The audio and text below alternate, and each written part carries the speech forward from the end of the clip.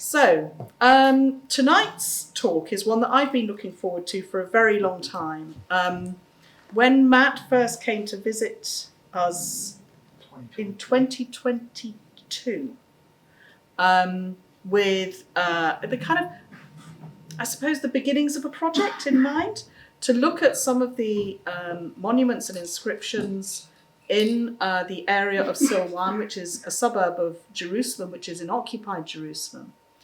And Matt, I think, would be. Am I allowed to say that this had been your first time trying to do something in Jerusalem? I've spent a lot of time in Jerusalem. This is my first research project. So elsewhere in Israel, elsewhere in the Middle East, okay, but Jerusalem is kind of an interesting place to work because it is so contentious and because there are problems with international law which delineate what you can and cannot do in certain areas. And so the project that Matt and his team devised was one which took account of this situation rather than try and ignore it, which I'm afraid is something that happens quite a lot. Took account of this situation and tried to rectify some of the less sympathetic practices which seem to go hand in hand with Jerusalem and archaeology. And some of you were at our talk which Andrew Lawler gave a couple of years ago. He talked about the way in which local communities in Jerusalem had been almost completely sidelined from the archaeology and the discovery of their own past. And this was a situation which was really terrible and tragic and unfortunate because, of course, what knowledge is there in that local community as well that is being excluded from the picture, excluded from that dialogue. And so Matt's project is one that really appealed to us when he came to us with a grant proposal. It was one that really appealed to us because it included a local input rather than tried to pretend that the local people didn't exist. And it worked in ways to use archival resources and modern surveying technologies to build a different kind of project, one which was inclusive, one which was looking at information which perhaps a more traditional archaeological excavation would ignore. And so I'm really, really pleased to have Matt and his colleague Daoud come and talk to us tonight about their project in Jerusalem. Thank you.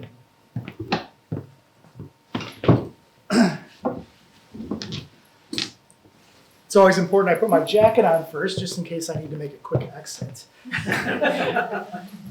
No, thank you for that introduction. Oh, yes, of course, the microphone. So put that on first. Okay.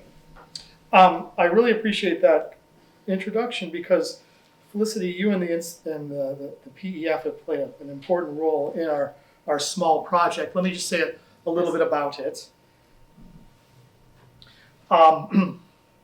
The project began a few years back out of my interest in a set of inscriptions that are found in Silwan that are associated with and once adorned a small group of monolithic tombs that date back to the first millennium before the Common Era.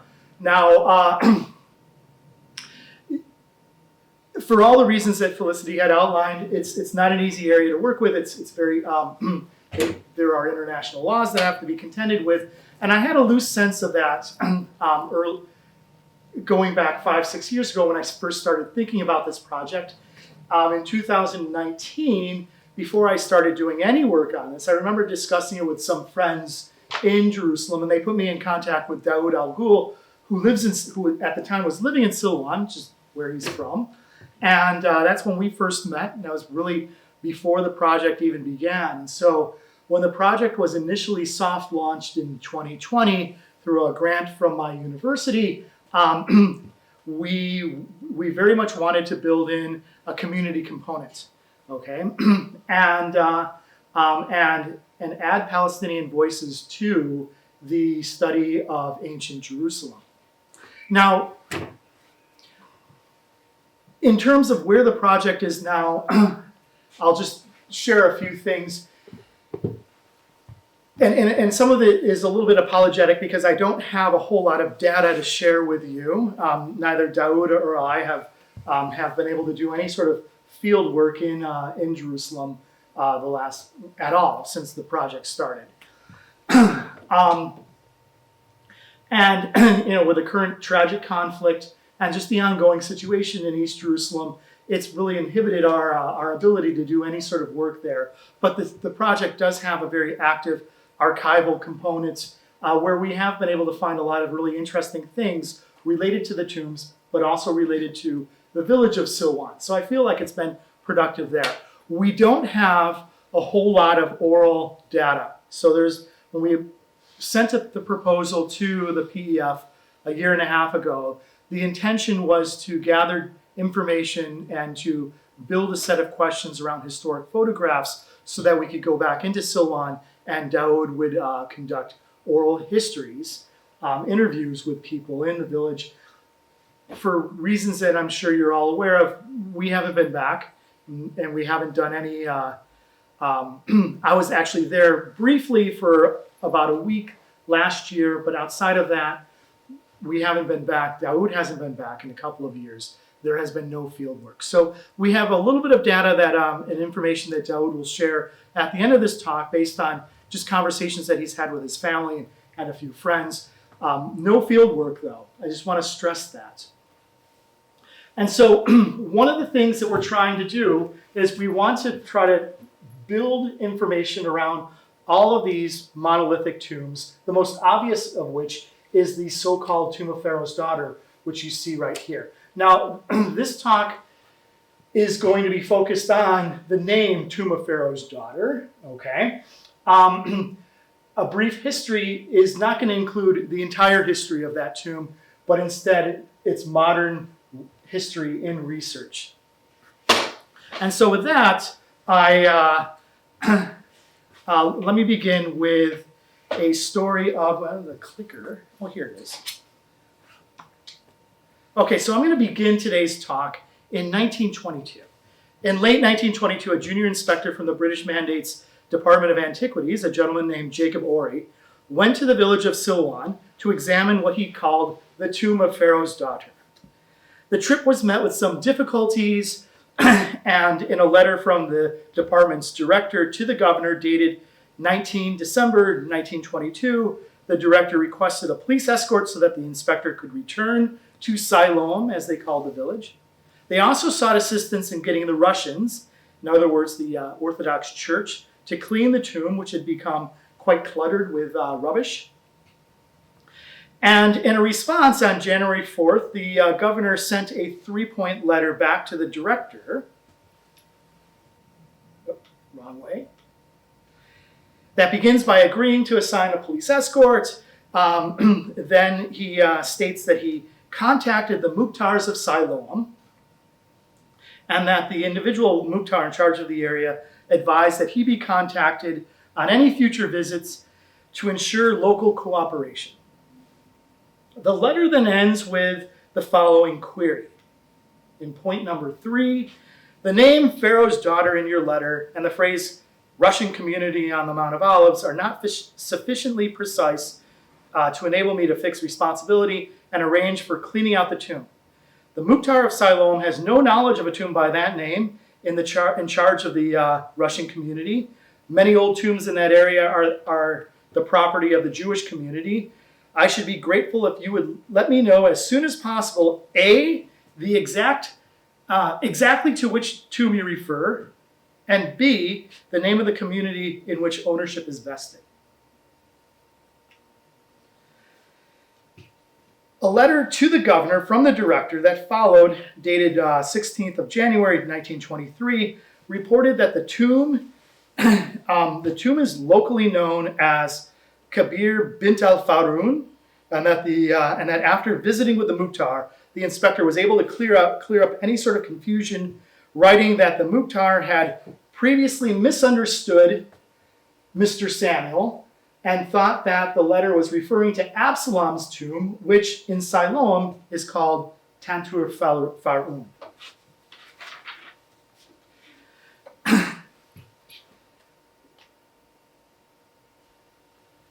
In the final letter of this matter, sent by the governor to the director of antiquities, Herbert Samuel addresses the problem of Russian ownership and confusion over the names. There's this there's a bit of confusion exactly who was in charge of the Russian church at that time, probably having something to do with the recent Soviet revolution.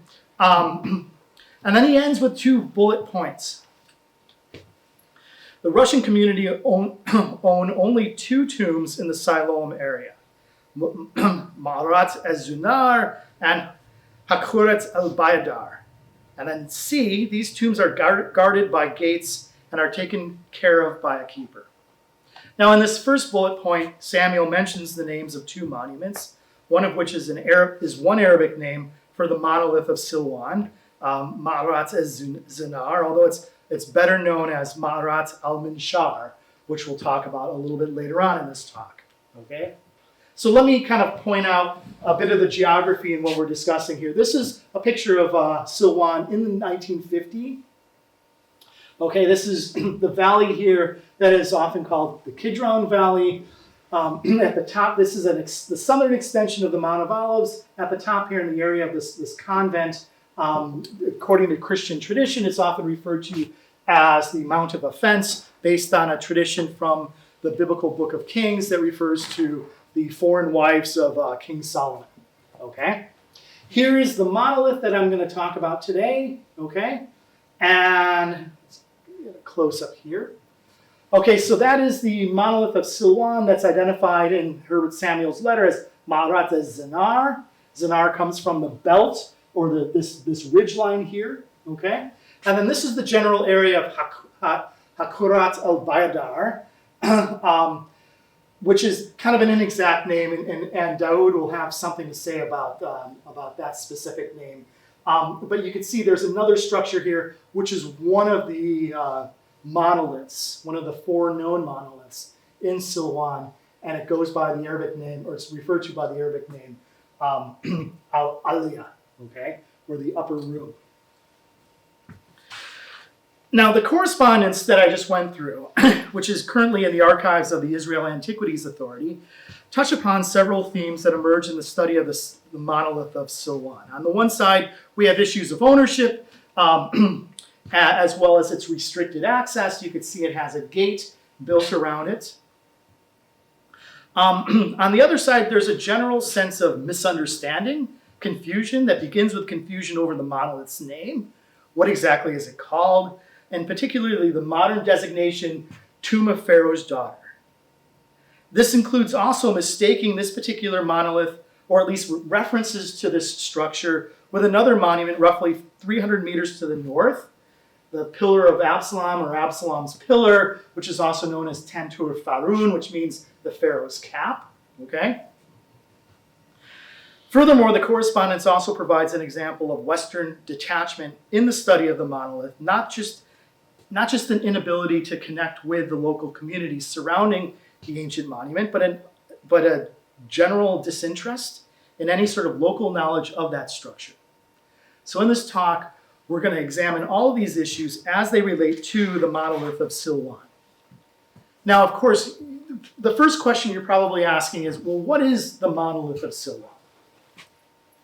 So I'm just going to do a quick overview. This talk, we're not going to look at the origins of the monolith, but it's important that I explain exactly what it is we're looking at here.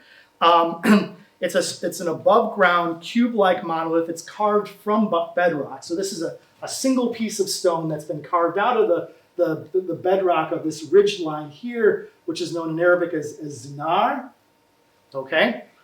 Archaeological work and architectural surveys beginning in the mid-19th century and continuing into the early 1970s have come to the consensus that the structure was built in the late Iron Age, probably no earlier than the 8th century before the Common Era. The structure has Egyptianizing features, as you can see here, notably the Cavetto-style cornice on the roof. There's even speculation that it once had a pyramidal roof that was quarried away because there's evidence on the top that it had a solid roof that had been destroyed through quarrying in antiquity, probably in late antiquity during the time of Pharaoh. During the time of Hadrian and his building of Aelia Capitolina. It also has the remains, a letter and a half of an inscription that epigraphers identify with lapidary cursive and Paleo-Hebrew script. Okay, so that's kind of the what is it side of things. But when we look at this monument, we have to understand that from the late Iron Age until the modern period, the monolith has stood vigil outside of Jerusalem on the Mount of Olives, spanning a period of at least 2,800 years. The monolith has been surveyed by a lot of different scholars, including Charles Clermont-Ganneau, Louis Vincent, Nachman Abigad, but with the exception of Daoud Shishkin's archaeological exploration following the 1967 war, most studies of the tombs have tended to focus on its antiquity, on its origins. Okay, speculating on who built it and when it might date to, at least in its earliest history, and all of this has taken priority over its broader history. Okay, despite the fact that it's been standing here for an extended period of time. The problem is what? We don't have enough sources. There's a dearth of sources referencing the monolith and its extended history, at least as far as we know. An examination of the various names of the monolith, beginning with the tomb of Pharaoh's daughter, hopefully will draw attention to the historical challenges in studying this ancient structure.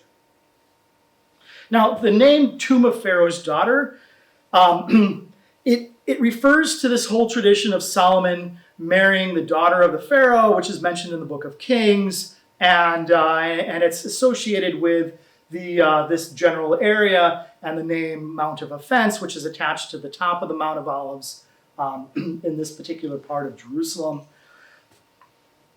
It has, to the best of my knowledge, I can tell you it has no historical veracity.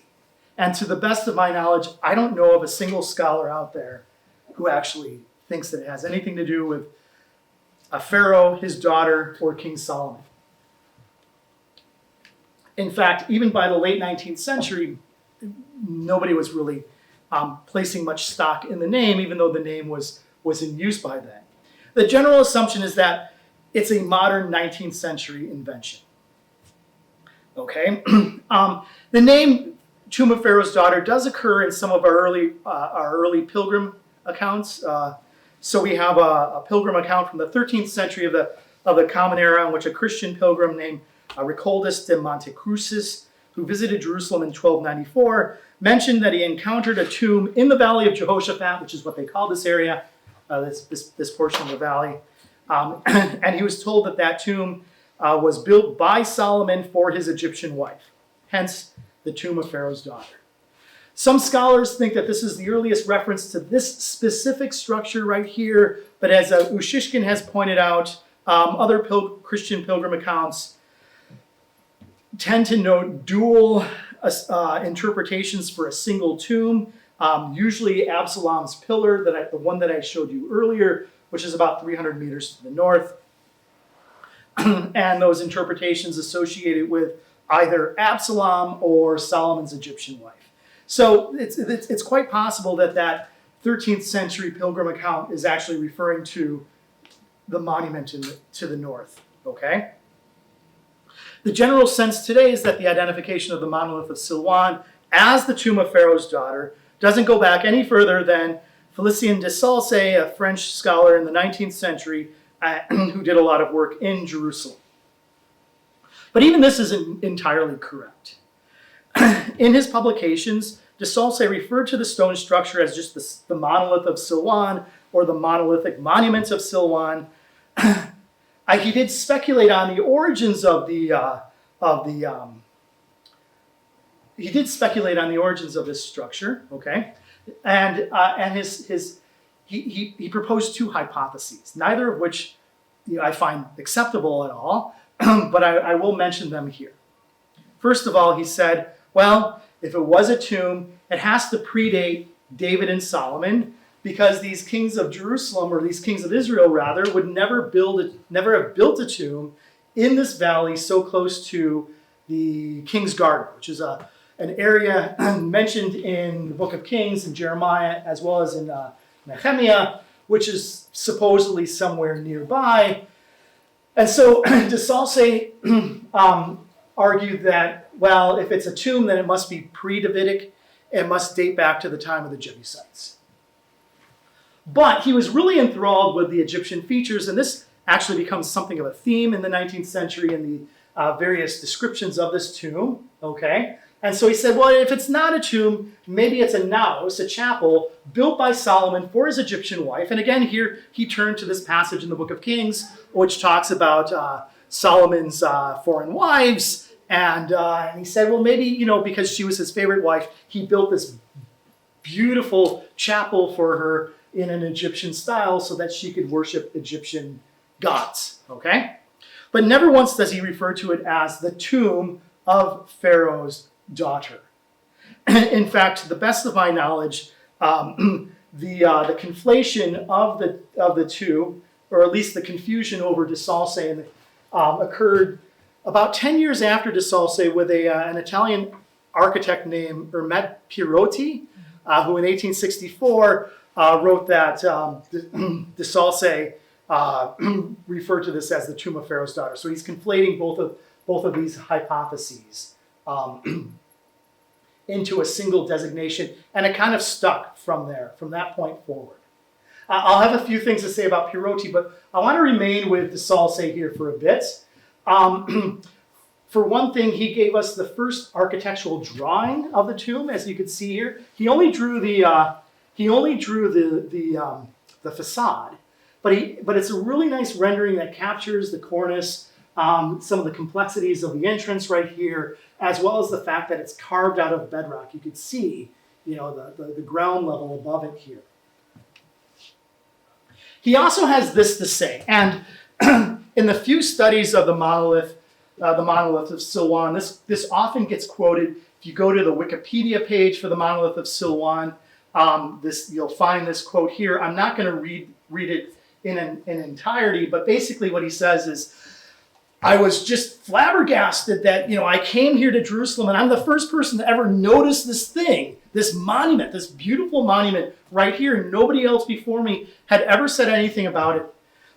Now, this quote, I want to unpack it a little bit further, because he's both right and wrong, okay? He's wrong in that if we look at European travel accounts going back a half a century, we have paintings, we have photographs, we even have descriptions that predate De Salce, okay? Furthermore, he had no interest at all in talking to the people of Silwan, asking them, well, what exactly is this structure? He doesn't bother recording an Arabic name for this monolith, okay? But he's also kind of right in that we have a paucity of sources. There are very few things out there, and there's really nothing unambiguous. There's no unambiguous references to the monolith here in Silwan prior to 1801. Really 1804 when the painting was published.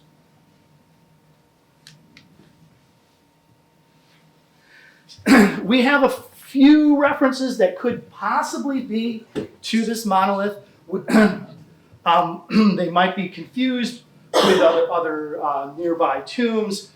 There are a few oblique references, one of which is this one right here. Richard Pocock in 1738 visited Jerusalem, and he describes the tombs in the Valley of Jehoshaphat.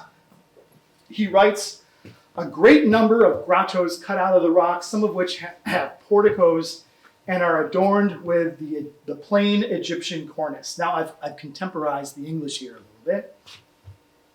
But this is probably a reference to the monolith, because to the extent of our knowledge, the monolith is the only structure in Silwan that has that Egyptian-style cornice on it. Now, it's possible that in 1738 there was another structure, or there's other evidence of it that no longer exists, but he's most likely referring to the monolith in Silwan, even though he doesn't give us any further information.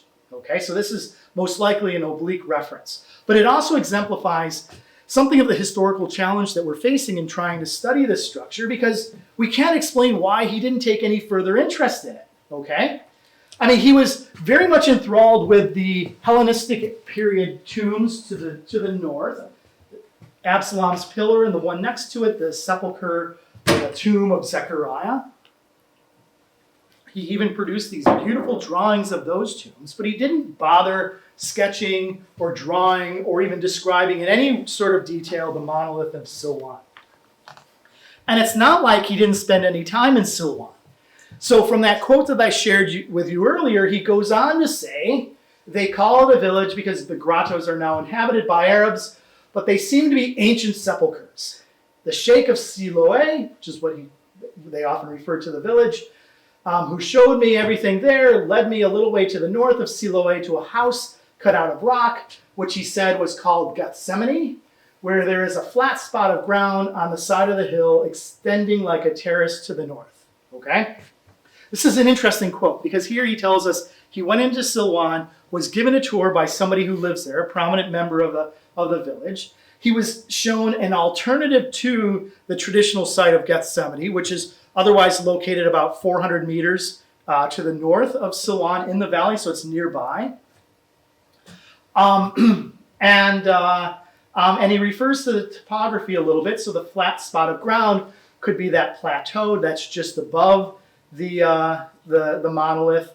If you could recall the photograph earlier, it's that area that Hakarat al-Baidar, which bears other names as well that Daoud will talk about. It's also possible that the house cut out of rock is a reference to the monolith, but we can only speculate. We don't know. We don't know anything further from this, and so this would qualify as, at best, an oblique reference to the monolith of Silwan. Now, in 1804, we have a painting that was published by a guy by the name of Luigi Meyer, which is the first unambiguous reference, or depiction, I should say, to the monolith of Silwan. It's just simply called a tomb in the Valley of Jehoshaphat. It's very schematic. The features are skewed a bit. You know, the dimensions are, it's too narrow. The cornice is over-exaggerated. The placement of the old city, the city of Jerusalem, it's in the wrong direction. But it does have other things. He captures some of the small tomb openings that we see in the landscape surrounding the monolith. He captures the flat top and a lot of the vegetation that is seen in some of the earliest photographs of the monolith of Silwan. He even is able to depict some of the ridge line there, the Ez Zinar, including the escarpment just to the south of the monolith, although the features are exaggerated a bit. Okay, we see something similar about 30 years later when the famous Scottish landscape painter David Roberts featured the monolith, which is right here. Okay, in this photograph, which is, or not photograph, it's a painting. This painting, which he called the Church of the Purification. There's a whole story behind the name, but the subject of this painting is Al-Aqsa, okay? And in his tradition, he liked to kind of fill the peripheries of his paintings with other stuff, okay? Columns or colonnades or other things, kind of to detail the landscape. And here, he's painting it from the perspective of the Mount of Olives looking across the valley. And on the one side, you have the tombs, the Hellenistic period monumental tombs. There's Absalom's pillar. This is known as the Bnei Chazir tomb. This is the tomb of Zechariah, okay? And on the other side, you have the monolith of Silwan, okay? Robert spent a bit of time painting these tombs over here. On the right. But this is the only painting in which he depicts the monolith of Silwan. And here in the painting, it's really shown in an inexact and imprecise manner. The entrance is facing the wrong direction. It should be facing the valley and not inwards. The features of the roof are over-exaggerated. Again, its dimensions are obscured, and it would have had, it's carved into the bedrock, not above the bedrock. And so, you know, everything about this here is really, is imprecise. But it's clearly an attempt to capture the architecture of the monolith, even if it's just simply meant to fill out the periphery of this painting. We also have a photograph from 5 years later. One of the earliest photographs of Jerusalem is from the French photographer Gerald de Prange. And I think that's how you pronounce his name. And this was taken in 1844 at an early stage in the technology of photography. It's a daguerreotype photograph, so it was printed in an inverted style. So it's skewed in the sense that it's a mirror image of what he was looking at. Okay, the landscape here, the slopes and the village and the tomb, as you can see right here, should be on the other side of the frame. Okay, but it's clearly Silwan. You could see the distinctive architecture of the village built into the hillside. You could see the monolith right there and the distinctive cornice, the Cavetto style cornice, and the flat top, and there's a lot of vegetation growing around it. This is a period before the Russian church bought the monolith, so they didn't excavate the landscape surrounding it. It's just simply carved out of the ridgeline here as it extends further northwards. And this is from 1844. We also have early references. Now, Le Comte d'Estormel in 1832, this is really, it falls under the classification of oblique references, but at one point in his travel account of Jerusalem, he says he was given a tour of Silwan, and he was shown a house that used to be a tomb that has an inscription above the entrance. Okay, it's not clear exactly what house or what tomb or what inscription he's referring to, and there's some speculation that he was visiting the house that the so-called tomb of the royal steward, which was later discovered by Clermont-Ganneau and removed from Silwan in 1871, and it's now on display. He purchased it for the British Museum, and it's now on display not far from here at the British Museum in the Levant Gallery. I highly recommend you go and visit. So, I mean, that's really more of an oblique reference. There's this strange source that I really know nothing about, but it's a letter by a guy named Signor Travedani, the traveler, published in 1818, in which he describes how he visited the Valley of Jehoshaphat and he saw all these grand tombs, and he gives the typical list: the tomb of Zechariah, pillar of Absalom, and he also includes the tomb of Manasseh in the garden of Uzziah. Okay, and so it's a reference to one of these biblical kings, and it seems to be in the area of Silwan, and so it's possibly a reference to the monolith of Silwan. The first unambiguous reference we get is by a guy named James Silk Buckingham in 1821, in which he's given a tour of Jerusalem, and he's got a tour guide, and they also have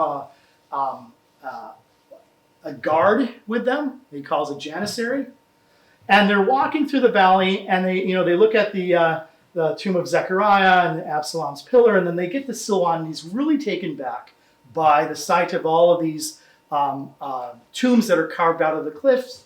And he says, an isolated square mass hewn down out of the solid rock, and though small, possessing the usual proportions, the full molding above the frieze, and the deep overhanging cornice of Egyptian architecture. This is clearly a reference to the monolith of Silwan and one of the earliest references. Okay, now he goes on to say that he wanted to go up and visit it, but his guide told him not to. And the janissary guard also forbade him from going up there. And he refers to this as a magnificent architectural feature. He goes on to speculate that possibly it was built by Solomon for his Egyptian wife because it's an Egyptian style. Okay, so he's also making this connection between King Solomon and his Egyptian wife with this Egyptian style tomb up there. But finally his guide says to him, look, there were no miracles that occurred up there, so let's continue down the valley and make our way. And he seems content with that, and his description doesn't go any further. The second earliest description we have is from a German scholar named Wilhelm Ludwig Kraft in his, I'm going to have to go back to my script here because it's referring to German. And it's in his Habilitationen that dates to 1846. Actually, 1845. He spent a few months in the city of Jerusalem studying its antiquities, and he describes it in his 1846 book, Die Topographie Jerusalems. And he only devotes a paragraph. He doesn't provide any drawings, but he devotes a paragraph to this structure. It's still quite informative. He first describes Silwan as an ancient necropolis where the rock-cut chambers of former tombs were used as dwellings, though some were inaccessible on the high cliff faces above the valley. Kraft goes on to describe the monolith, comparing it with Egyptian architecture. He states that it was built in the form of a pylon, a monumental gate used for Egyptian temples, and he says it's similar to ones that he had seen among the pyramids at Giza. Okay, so he's really trying hard to make connections with Egypt.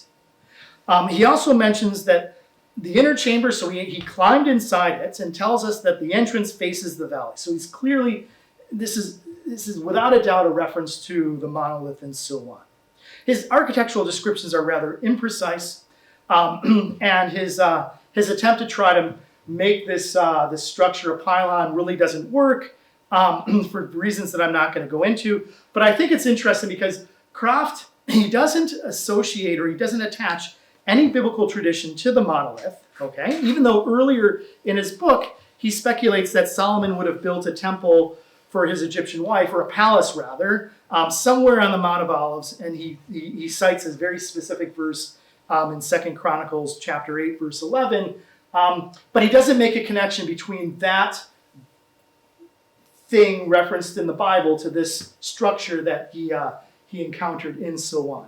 And so, you know, my take on it is that for that reason, his description of the monolith really didn't gather any sort of interest, public interest. So de Saulce may not have been the first to document the monolith, but he did produce the first architectural drawing, and his work led to some of the earliest efforts to study the structure through photography. In a response to his book in 1854, Auguste Salzmann, a French photographer, traveled to Jerusalem to document the city's antiquities in photographs. Among the 174 photographs credited to Salzmann, 3 of them feature the monolith of Silwan. And so these are some of the earliest known photographs of the structure. They're preceded only by Depranges. And I just want to show you them here a little bit. You can see the monolith tucked away. This gives you a really nice perspective on how it's carved out of the ridgeline here. Here you see this nice flat plateau area. Okay, and there's that second monolith, Al-Aliyah. Here's a different perspective from the valley looking up. Again, the flat plateau area, the second monolith. You can see the monolith of Silwan as it's carved into the bedrock. This area here is still not excavated by the Russians because they haven't purchased this area and this structure yet. And then this third photograph, and the only thing I'm going to say here is that it was printed inverted. They flipped the negative. And so this feature should be over there, and it's skewed at least from that perspective. All of this should be on the other side.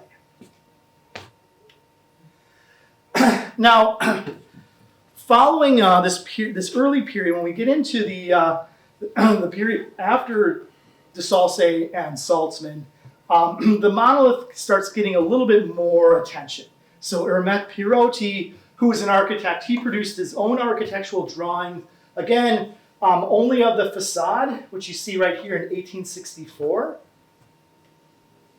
One of the interesting things about Pierotti, as I mentioned earlier, he conflates the two hypotheses of de Saulce and says, de Saulce said this was the tomb of Pharaoh's daughter, okay? But last year when Daoud and I were here doing research at the PEF, I came across a map that Pierotti had published and marked up with different associations with the Bible, and he refers to this structure right here as the Tower of Siloam, which is mentioned in the Gospel of Luke as this structure. It's kind of an interesting interpretation because in the Gospel of Luke, the Tower of Siloam was something that fell over and killed a bunch of people, and here we have a standing structure. So I'm not really sure how he got over that little problem. As far as I know, it's the only attempt to try to interpret this structure with the Tower of Siloam. If anybody knows of any other references, I'd love to hear it.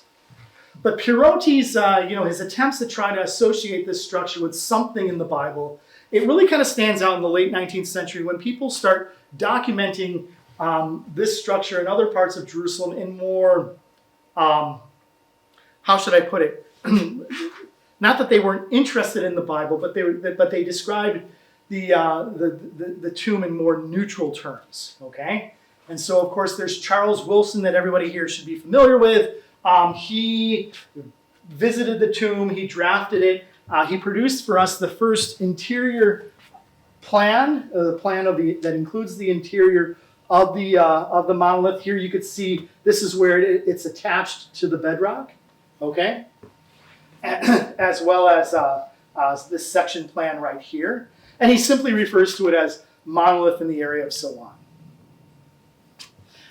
And then, of course, there's this gentleman whom I've been told is Charles Claremont Ganneau, although it's possible it's somebody else, as I've been told today. And I'd love to carry on that conversation even further.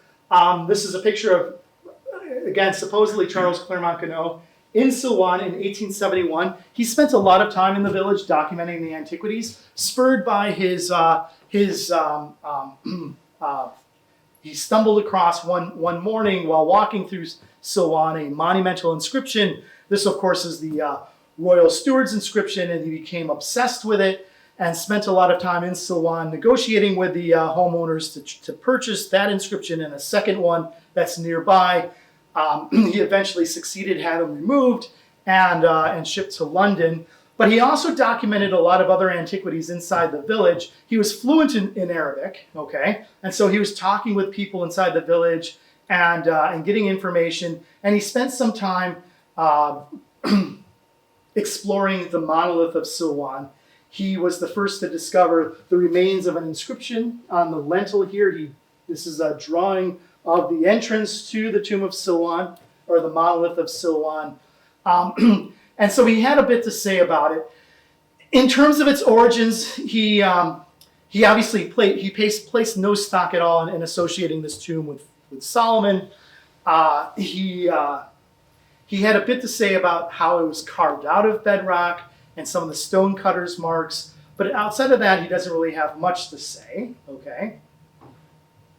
But he does, when he begins his description of the tomb, he says, the guidebooks usually call the tomb of Pharaoh's wife Zojet Faroun, which means, tomb of Pharaoh's wife. Or they usually call the monolith the tomb of Pharaoh's wife. And this suggestive name is not what is given it by the Falahin of Silwan.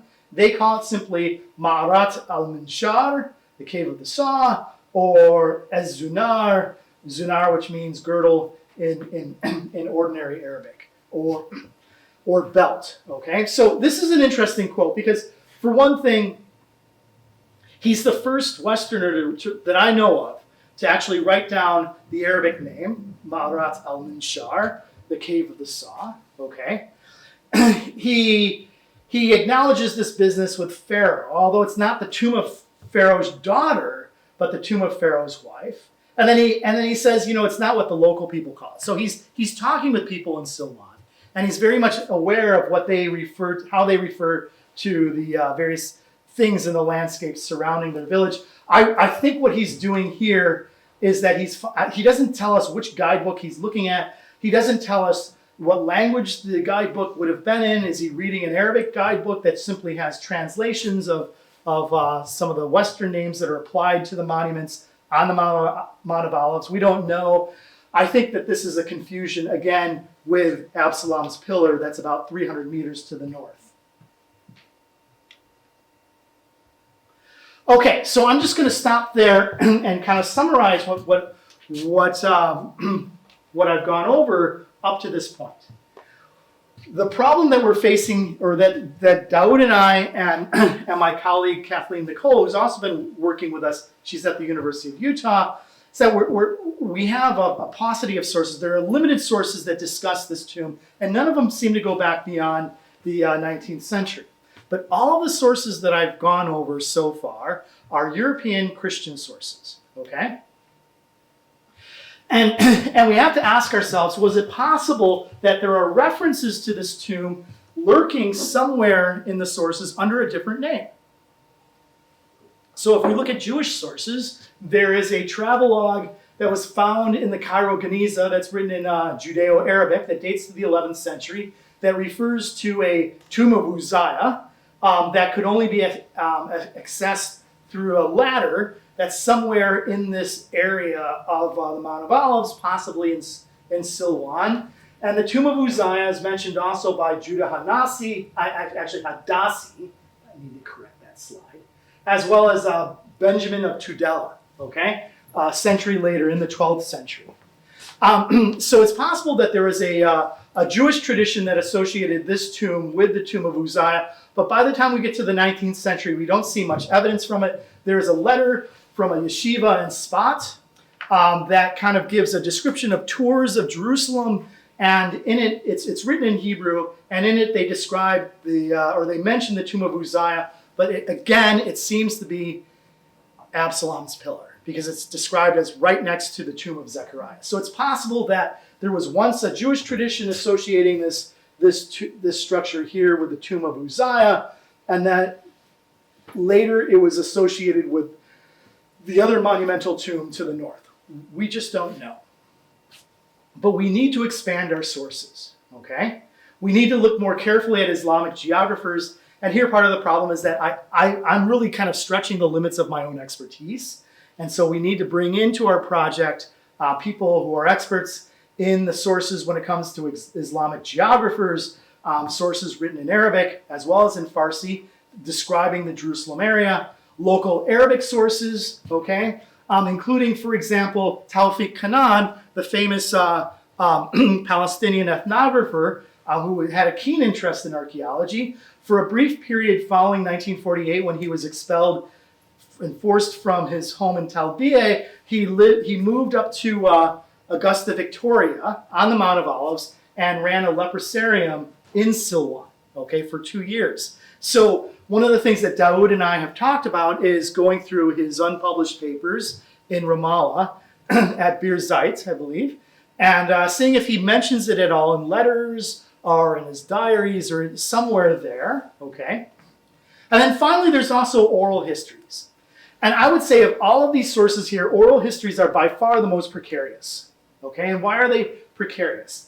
It's generational knowledge, okay? Information from people who remember the tomb and the surrounding area before there were significant changes to Silwan and this part of Jerusalem, okay?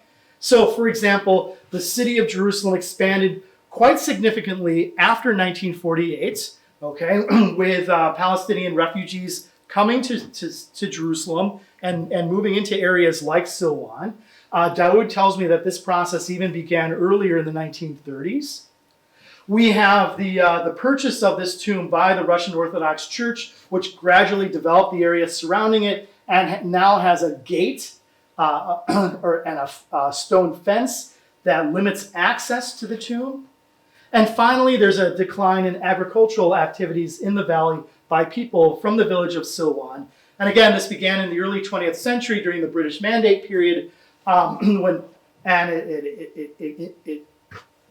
what Daoud tells me, it continued into the Jordanian period, and it's very much active in the current Israeli period, where people are no longer walking down from their homes in Silwan into the valley to work the fields. Okay, that aspect of life in Silwan hasn't completely disappeared, but it's declined significantly. So you no longer have people on a daily basis walking past this monument, and looking at it and thinking about it and hearing stories about this structure here. But there are still people alive that do remember those times and do have knowledge of this. And so this is one thing that we're very keen about trying to record now while that knowledge is still in existence.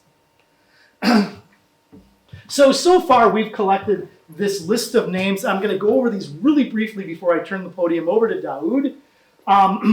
These are the various names that our sources tell us have been applied in Arabic to the monolith. According to at least one source, there are actually two sources, but the only one that comes to mind is David Ushishkin's The Village of Silwan, which is his study of the area. He mentions that it's known locally, among other names, as the Muscovite, which refers to the Russian ownership. This is a name, obviously, that doesn't go back any further than the 1870s when the Russian Orthodox Church bought that property. Then we have, Clermont-Ganneau's reference to the tomb as the Kabir Zojet al-Faroun, which I think is a mistake by Clermont-Ganneau, misreading a guidebook. Then there's, of course, Kabir bint al-Faroun, which is simply an Arabic translation of the modern name taken from French and English. Ma'aret az-Zunar, the Cave of the Belt, which is a very descriptive term and comes from this Arabic term. Daoud found this photograph. I guess this is a Zunar. And it's also a term that's used to describe geographical features, okay? Much like the word belt can be used in English to describe ridge lines and other geological features of the landscape. And then, of course, there's Ma'arat al-Minshar, which is probably the most unusual name and one that is much more difficult to explain. Some of our sources, some of these scholars, like, for example, Ushishkin, have speculated that maybe it's called al-Minshar because the tomb was carved out, from the landscape like you would with a saw, and it's possible, okay?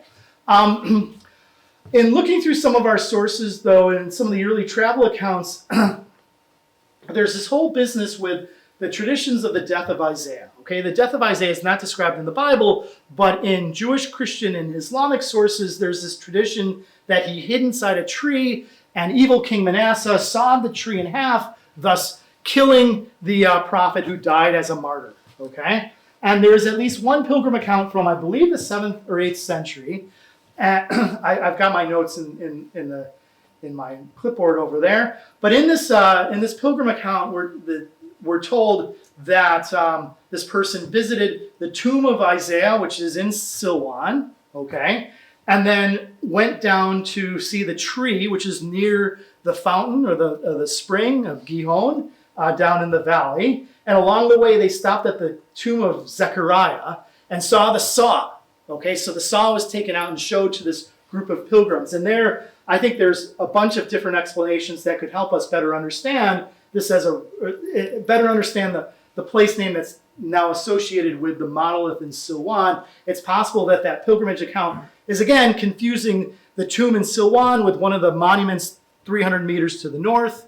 It's also possible that at some point after that, the saw was transferred from the tomb of Zechariah to the monolith that's to the south, and maybe it took on that association.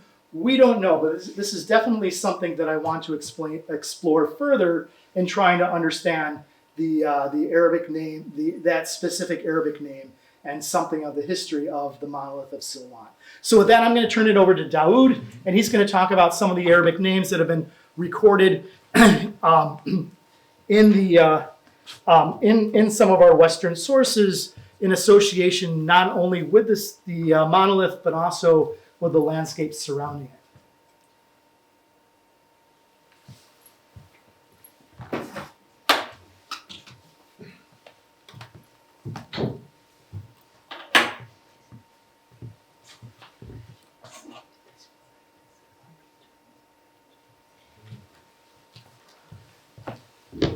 Good evening, and thank you for attending the lecture.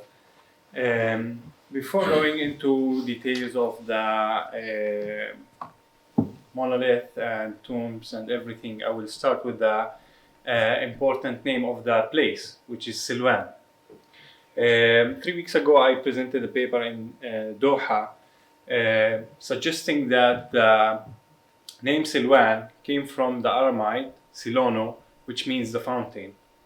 And in this case, we have an ongoing history that used the name of the fountain to become the name of the valley, then the name of the area, and then the name of the village.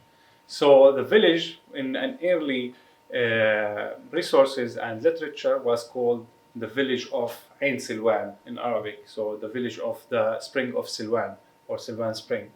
So we have a name that was used in many different literatures, including the Bible, that refers to the spring and the pool. Then it becomes the name of the area. So in similar, we have an existence of a village that we have, or we know that it exists since the 10th century, but we don't know if it exists earlier and when exactly the village started in Silwan. So this is a very long tradition of people living for a very long time in the area, and it's a village. When we talk about a village, we talk also about agriculture traditions. So we can understand the names, which usually, especially in ancient languages, it's used to just describe what is the use or what the people see or what they imagine the places are. So if I can just go back to one of the pictures. Sorry, okay, I think. The pictures, the idea of having the name Zunnar, as you saw the picture with the woman. We have a belt, a rocky belt in the middle of the slope. So that's why people call the area Zunnar. And it's related to the tradition or traditional dresses of the Palestinians, as we saw in the picture. So this is the first explanation of Zunnar. And I will say also that it's similar to a Greek word and also Aramite word. In Greek, Zunarion, it's the same meaning. And also in Aramite, Zunnaro or Zunnara means the same. So we have ancient words that means the same, and it's giving this like really long history that exists for the same place. Within Zunnar, all the places that I will talk, it's related in one line. I will start from the left. This cave or tomb that we have in the left that is called Aliyah. Aliyah means basically the upper room, and usually it's a room that is detached from the ground. Usually it exists in houses in many places, and that's it. It's simply the upper room. But it's mentioned in many different places, including the Bible, and sometimes with a different translation to English. As example, in Acts 1, when the apostles returned through the Mount of Olives, they went to the upstairs room. So the upstairs room in Arabic, in the Arabic version of the Bible, it's called Al-Aliyah. So I'm not saying that this is the place, but it's telling us a different narrative, or it can be also an imagination of what could be the words that were used in the original languages of the resources and what it tells us about the places. And I will say in this case that the spoken Arabic in Palestine and in Levant in general, it didn't really change the language to Arabic. So the spoken language is still keeping the ancient languages that were spoken before within the modern Arabic that we use. So we use many different words from Aramite as example, especially as I mentioned, Zunnar or Silwan or other names. So this is about Aliyah, which is very basic information describing the upper room. Next to Aliyah, we have this flat, small piece of land, which is called Hakut al-Bayadir or Baydar or Bayadir in general. Bayadir, it's a place where it used to be flat area, especially in villages. Almost all villages has this flat, small place for collecting the grains, and usually they separate the grains there, and sometimes they are milling the grains in this area. So this is the meaning of bayadir. Also, bayadir in ancient languages, Aramite, or maybe it's rooted in Aramite, be it Pedra. So bayadir, it came, I think, the origin of it, the word in Arabic, it came from the Aramite. So the use of this land continued, I think, until that we started having machines to do the job, or maybe preventing the people from doing the agriculture.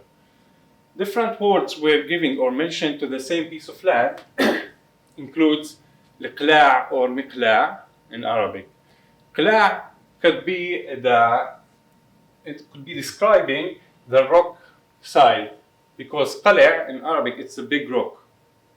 And miqla' or qala', it can be cutting the rocks, and miqla' also means the tool to throw stones. It's the slingshot, where it's very famous in Palestine, is the first intifada, second intifada. It also can be an ancient tool used or mentioned by King David, like Old Testament, or in farming and agriculture, because it's a tool that used by the farmers to protect their field from birds. So this piece of land can be the miqla', where people are also staying there to protect the field by throwing stones to the birds or animals that they are trying to eat the plants in the field. Also, it's called ma'sara or asara in some resources. Asara, it means the milling or the mill. So again, it's about harvesting fruits, vegetables, or grains, and collecting it in this piece of land. So it's a tradition that belongs to the village, that continue and related. We have memories. Some of the people that I already asked, they may remember the use of the land and also the names that is mentioned in the literatures that we spoke about it.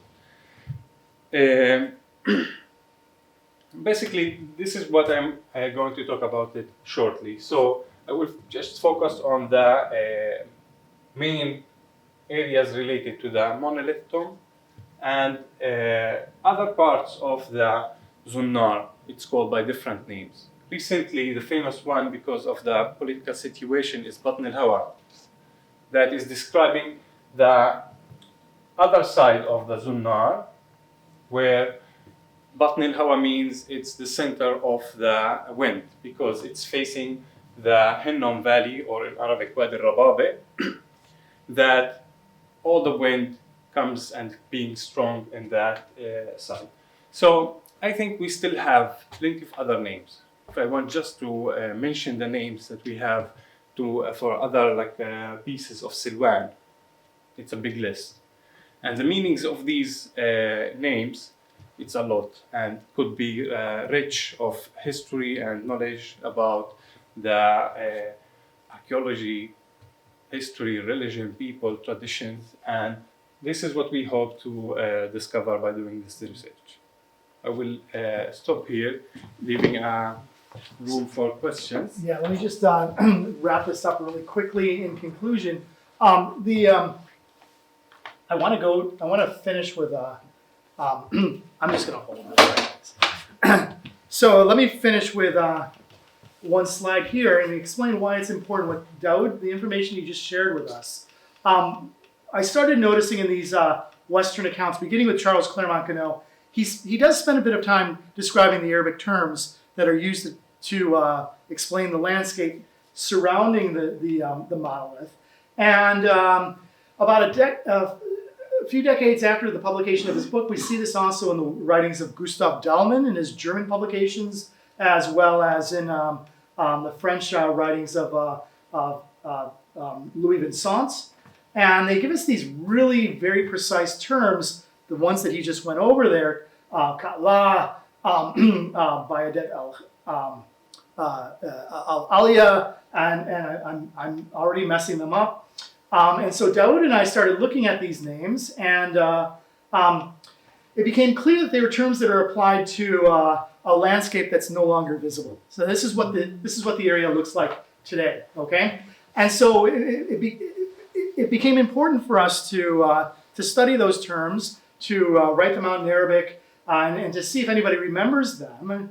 And what we hope to do is to use them as part of our interviews in collecting oral histories. But we're also I'm hoping that they might offer some clues into, whether or not there are descriptions of Silwan in general and the monolith in particular lurking out there in some of our Arabic sources, some of our Islamic geographies, based on terms that are still preserved, or at least were preserved up through the middle of the 20th century in the Arabic toponyms of the village of Silwan. So that kind of points forward to the direction that we're hoping to go with our study of the village. And with that, I will stop and open it up to any questions that you might have. Do I still need to put this? Or can I put this down?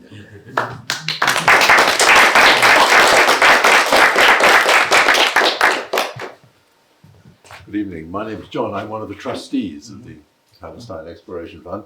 First of all, thank you very much, Matt and Daoud, for a really in-depth account of what is obviously a very complicated account of this extraordinary structure. Questions? Please, go ahead. Is the population there now a traditional population? I mean, that's important who you are. These people are the same generations in the same area, yeah? Yes. Most of the people, let's say. Yeah. Okay. Yeah. Yes, please, go ahead. I'm just curious about the Arabic of the last two Arabic names, where the translation is cave. And I'm because it's so obviously not a cave, it's so obviously human-made. Is there overlap in the Arabic between cave and tomb, or is it like, can you just discard those two names because it's?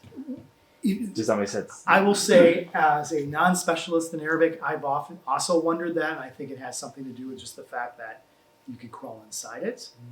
But Daoud could speak more specifically about that. I think because it was used for like living, and it's digged in the stone, so some people call it maghara. It's common to be called like that, but you are right, because but I'm not sure what could be the human-made cave. It's also cave in Arabic, I think. Right. Okay. You mentioned very tantalizingly that there is the remains of an inscription on the inside of this structure. On the outside. On the outside. But you didn't say what the inscription was, what language it was in, whether there was anything remaining, or? It's only a letter and a half. You could probably restore it as two letters. It's most likely the word aror, which means warning, or curse. And it is quite, common in Hebrew funerary inscriptions from the first century. So it's written in I'll say two things about it. It's written in I mentioned in the talk that epigraphers like myself refer to it as Hebrew paleo-lapidary or cursive lapidary script. It's one of the largest letters I've seen on an inscription. The tail of it's two resh, the head of one resh and then the parsha. Is it contemporary, do you think, or is it a later edition? It fits within that middle first millennium. It probably dates to the 8th century, so it must be contemporary. Probably contemporary. Unless we want to put the date of the structure even earlier. Yeah. Well, I think what I'll do, if I may, is thank you again for your contribution of a fantastic talk, really interesting. And we can continue the discussion perhaps over a glass or two. So thank you once again.